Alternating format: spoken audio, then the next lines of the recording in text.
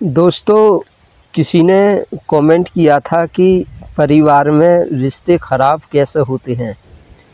तो देखिए, मैंने काफ़ी बोला है इस टॉपिक के ऊपर और परिवार से संबंधित मैंने काफ़ी वीडियो बनाई हैं।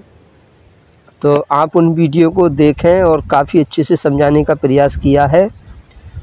और मैं इस वीडियो में थोड़ा फिर से बता देता हूँ, परिवार का जो संबंध ख़राब होता है वो झूठ बोलने से होता है।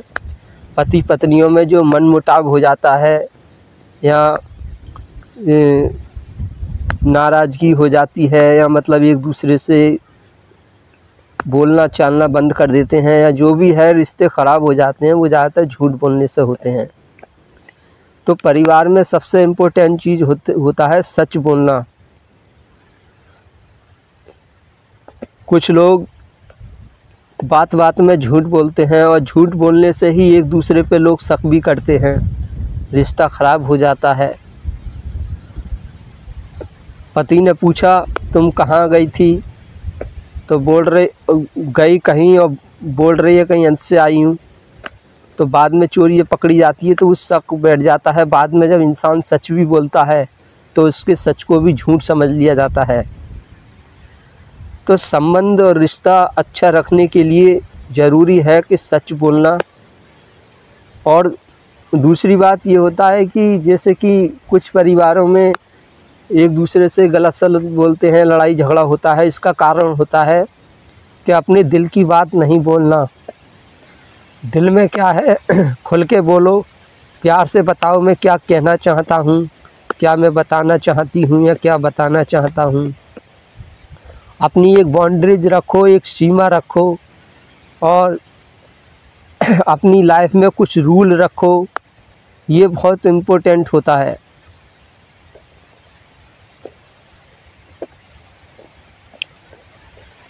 कुछ लोग बोलते हैं कि यार ये मेरी वाइफ है, यार ये मेरी बातों पे यकीन ही नहीं करती है। अरे तो इसकी जड़ पे जाओ ना, वो यकीन क्यों नहीं करती है? क्योंकि तुम पहले काफ़ी बार झूठ बोल चुके हो, तुम्हारा झूठ पकड़ा भी गया है, इसी वजह से वो यकीन नहीं करती है। तुम आज से सच बोलना शुरू कर दो और कसम खा लो मैं झूठ नहीं बोलूँगा कुछ भी। फिर धीरे धीरे जैसी तुम्हारी पहचान बनेगी, रेपुटेशन बनेगी, छवि बनेगी, उसी हिसाब से इंसान के साथ बर्ताव किया जाता है। पति बहुत चालाक है, गया घूमने दोस्तों के साथ, बोल रहा है मैं काम करके आया हूँ। आया है नशा करके, बोल रहा है मैं नशा करके नहीं आया हूँ। उसने पैसे मांगे, मुझे पैसे दो, पैसे हैं, मना कर दिया नहीं है, बाद में पता चला पैसे हैं जेब में। तो ये झूठ छोटे छोटे वो कहते हैं ना कि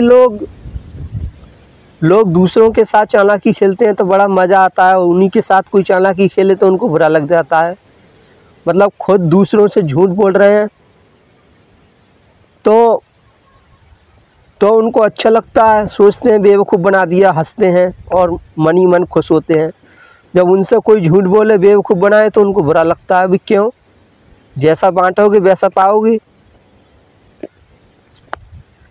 जैसा व्यवहार करोगे वैसा पाओगे।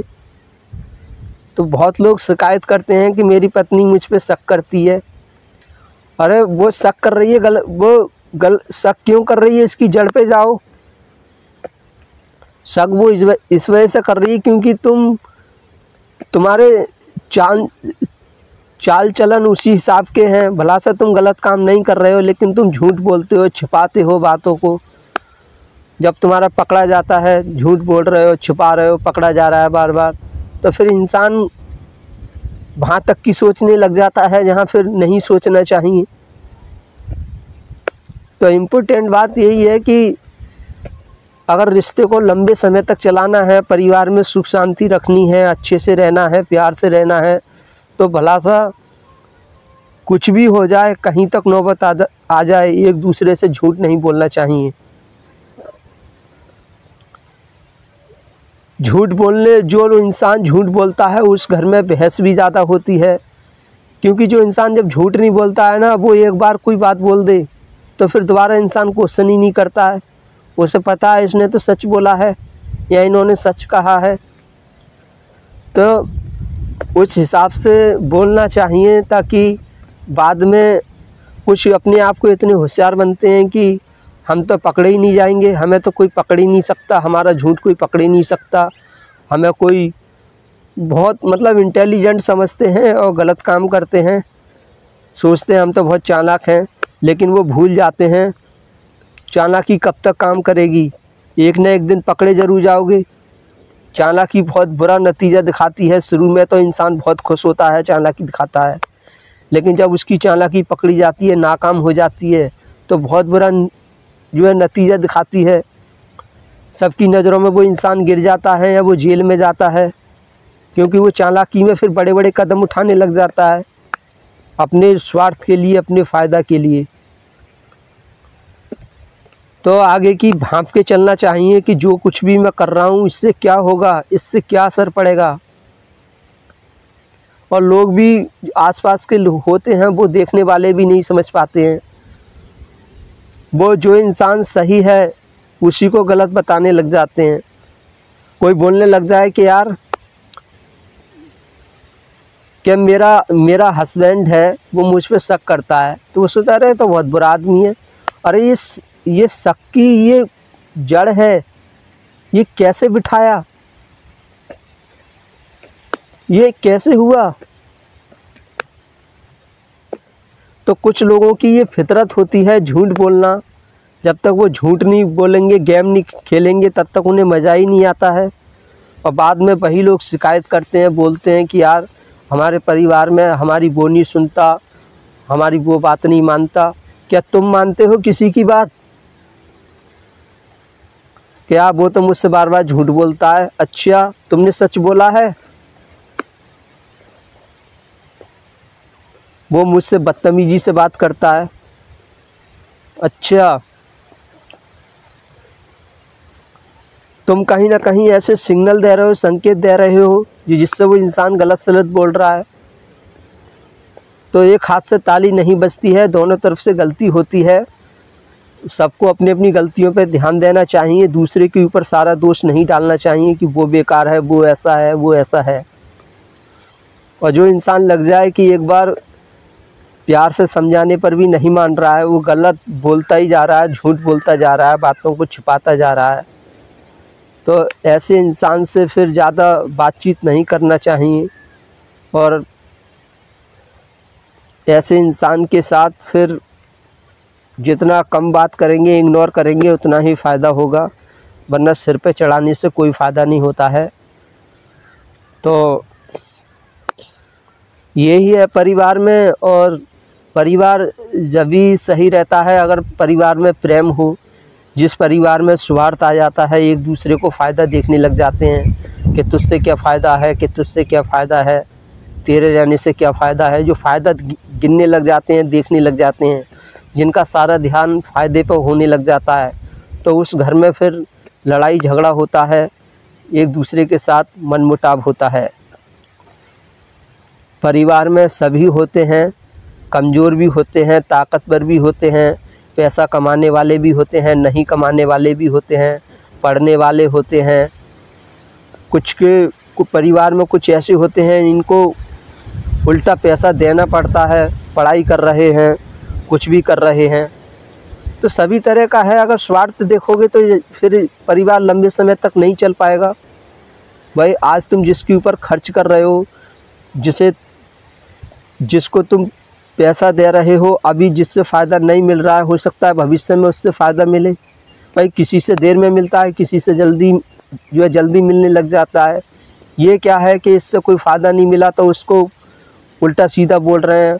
ये तो एक जानवर जैसा बर्ताव हो गया। जैसा हम नई बाइक खरीद लाए, वो बाइक चल नहीं रही है, बेकार हो गई है, बोल रहे हैं कि इसको रखने से भी क्या फ़ायदा, इससे अच्छा तो इसको बेच दो। ये तो वस्तु है, इंसानों में फिर कोई फ़र्क नहीं हो गया। घर पे जानवर है, जानवर से फ़ायदा नहीं मिलता है, उसको बेच देते हैं। तो ये तो जानवर वाला बर्ताव हो गया। तो स्वार्थी इंसान जो होता है वो कभी किसी का नहीं होता है, ना वो किसी का दर्द समझ सकता, ना किसी की भावनाओं को समझ सकता। वो खुद अपने आप को एक वस्तु समझता है, ऐसे दूसरों को भी वस्तु समझता है। दूसरों के दर्द को नहीं समझ सकता, दूसरे की भावनाओं को नहीं समझ सकता। जैसे मैं आपको एक उदाहरण दूं, जैसे हम कहीं जा रहे हैं, बाइक है, गाड़ी है, कुछ भी है, और अचानक से कहीं ठुक जाती है, एक्सीडेंट हो जाता है और गाड़ी टूट जाती है, तो क्या हम एकदम से रोने लग जाते हैं कि अरे गाड़ी को कितना दर्द हो रहा होगा, और गाड़ी को चलो मलहम पट्टी कराओ और इसका जो है इलाज कराओ, ये बहुत दुखी है, बहुत परेशान है। हम ऐसा नहीं करते हैं, क्यों? हमें पता है ये निर्जीव है, ये वस्तु है। अगर हमें दुख हो रहा है तो इस वजह से हो रहा है क्योंकि हमारा नुकसान हो गया।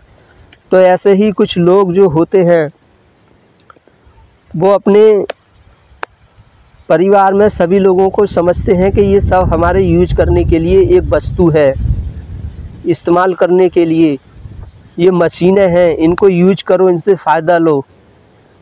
फ़ायदा नहीं मिल रहा है तो उन्हें बेको, सताओ, परेशान करो।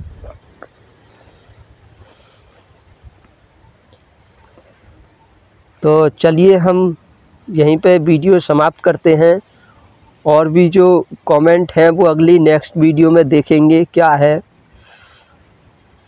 Thank you very much.